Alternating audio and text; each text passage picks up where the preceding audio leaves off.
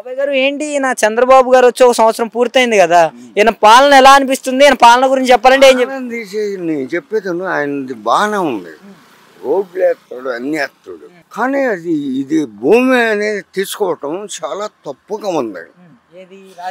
మరి రాజధాని గురించే మా ఆలోచించేది. ఒక రైతుకి 5,000 వస్తే 15 రేట్లు పెడుతున్న పొలాలు ఆపాము. ఇవాళ ఏంటని మాకు కొనేవాళ్ళు లేరు. ₹1 చేస్తే ఎట్లా మా బతుకేంటి కొద్దిగా ఆలోచించు.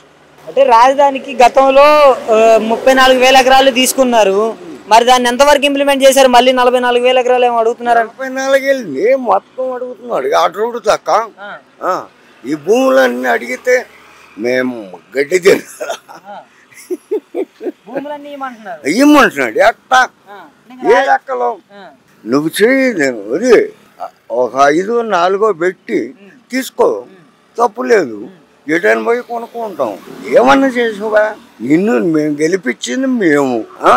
మరి ఎన్ని కాంగ్రెస్ వాళ్ళని కూడా ఓట్లన్నీ వేయించి గెలిపించాం. నువ్వు చేసిన మాజ్ఞానం ఏంది?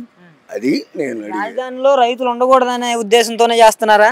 రాజధానిలో రైతులు ఉండకూడదు. ఎందుకు ఉండకూడదు అంటే అలానే చేస్తుంది. ఇప్పుడు భూములన్నీ తీసుకుంటే రైతు మాత్రం రైతు ఏం చేస్తాడు? మనం ఏం చేస్తాము? ఇప్పుడు మా పొలం అంతా తీసుకుంటాడు. వృద్ధిది ఏమయ్యా, వాళ్ళు కోట్లు ఉండయి. వాళ్ళ కోట్లలో ఇదిగో ఒక్కొక్క మంత్రి దగ్గర ఎన్ని డబ్బులు ఉన్నాయి, ఎంత అవన్నీ తీసుకొచ్చేది కట్టు. అప్పుడు చెబుతాం మేము, నీకు పొలాలు కావాలంటే ఇచ్చేస్తాం. అప్పుడు మరి ఇప్పుడు ఎట్లా ఇమ్మంటారు? మేము తినడానికి హక్కు లేదండి.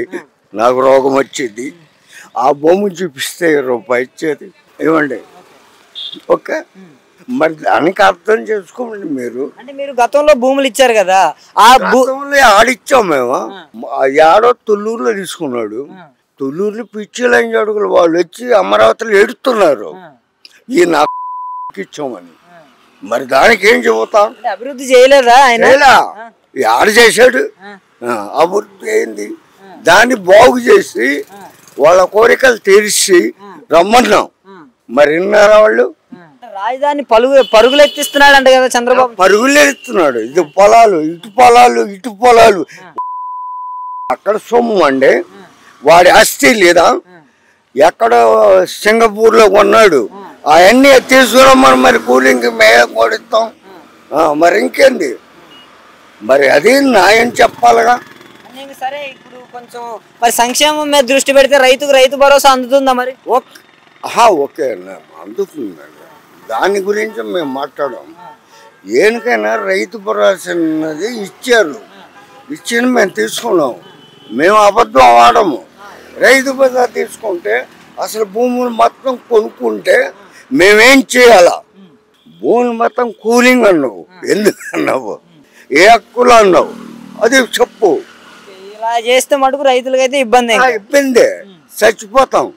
రేపొద్దున ఏదైనా రోగం వచ్చింది, నీ దగ్గర నేను ₹1 తీసుకోవాలా? ఏం చేయాలా? ఆ భూమి చూపిస్తావు, ₹1 ఇస్తావు. మరేంది? ఏం చేయము?